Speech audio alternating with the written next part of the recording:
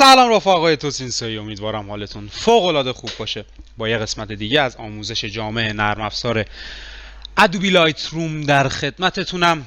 توی این قسمت با هم میخوایم راجع به کلمات کلیدی یا کیوردز صحبت کنیم که یه اشاره کوچیکی توی بخش فیلتر کردن بهش داشتیم.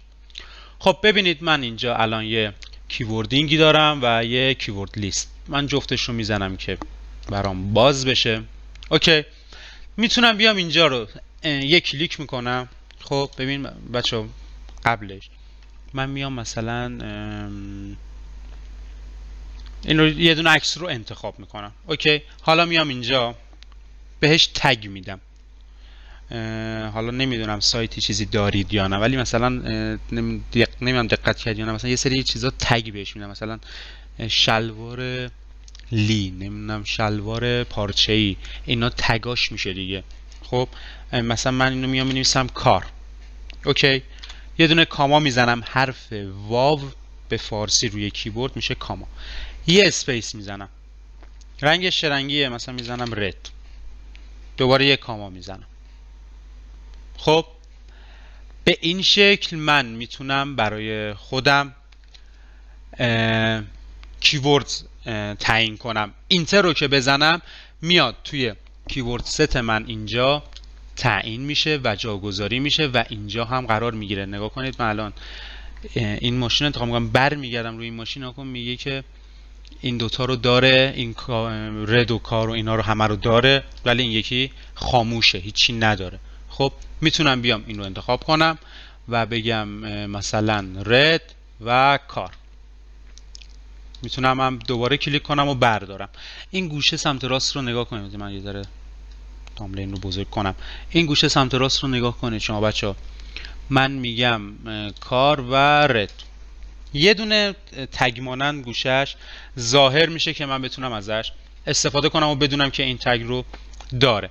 میتونم بیام اینجا به جای اینکه بیام بنویسم کار کاما رد کاما فلان کاما اینجوری، نه، میتونم بیام این پایین بنویسم مثلا اسپید کی به کی. اینتر رو که بزنم خودش یه کاما میذاره و بعدی رو مینویسم. مثلا بنویسم انیمال.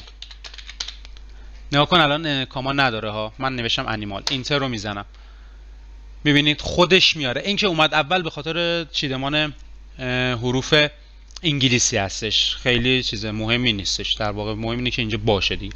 خب الان من میام مثلا یه دونه مینویسم مثلا کیوت، مثلا کی به کی. خب اینجا عذرخواهی میکنم، مثلا من این سگ رو انتخاب میکنم، یه دونه تگ انیمال بهش میدم، یه دونه کیوت بهش میدم. اوکی دیگه. الان من بیام داخل بخش متا دیتا و مثلا این گزینه رو بذارم روی کیورد. مثلا من انیمال رو انتخاب کنم، میگه این دوتا رو بهشون انیمال دادی. بیام کار رو مثلا کیوت رو انتخاب کنم، میگه این دوتا رو بهشون کیوت دادی. چرا اینجوریه؟ چون من حالت سلکت قبلی رو خارج نشده بودم، دوتاش رو گرفته ها. اوکی. بیام مثلا اسپید رو انتخاب کنم، میگه به این یه دونه اسپید رو داده بودی. میتونم از اینجا فیلتر گذاری کنم و به حالت خیلی بهتر مدیریت کنم. خیلی کار آمده و خیلی واقعا اسمش روشه دیگه، کلمات کلیدیه، واقعا خیلی به دردمون میخوره و خیلی کمکمون میکنه. میتونم از اینجا بذارید من برگردم به حالت نان، به حالت قبلی. از این تاملینه تو مخ من اینقدر بزرگه. خب الان من ببین جلوی این انیمال یه فلش ریز داره.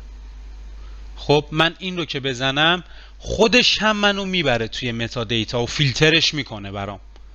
میگه این بخشی که خب من نمیتونم بیام تک تک انتخاب کنم پیدا کنم دیگه، میگم از توی کیوردز های من اونی که انیمال داره رو من این فلش رو میزنم، برام فیلتر کن بیار، برام نمایش میده. دوباره بریم ببین، من میام اینجا کار، این رو میزنم، برام ماشین ها رو در واقع فیلتر میکنه و به نمایش میذاره. دوباره من نان رو میزنم. میتونم هر چند تا که میخوام از اینجا در واقع برای خودم کلمات کلیدی ایجاد کنم. اینجا یه سری تنظیمات داره که مثلا من میتونم بیام بهش بگم مثلا پورتری فوتوگرافی، مثلا خودم میتونم در واقع از دیفالت نرم افزار کلمات کلیدی بگیرم. مثلا من روی این پورتره بزنم خودش اینا رو برای من میاره که من میتونم مثلا به اینا بدم. هر کدوم از این، مثلا من میتونم اینو انتخاب کنم، مثلا فشن رو بهش بدم. خب اوکی، حالا از این بغل فشن رو میبینی، عذرخواهی میکنم این و فشن کو، فشن اوکی، اینم گرفتش.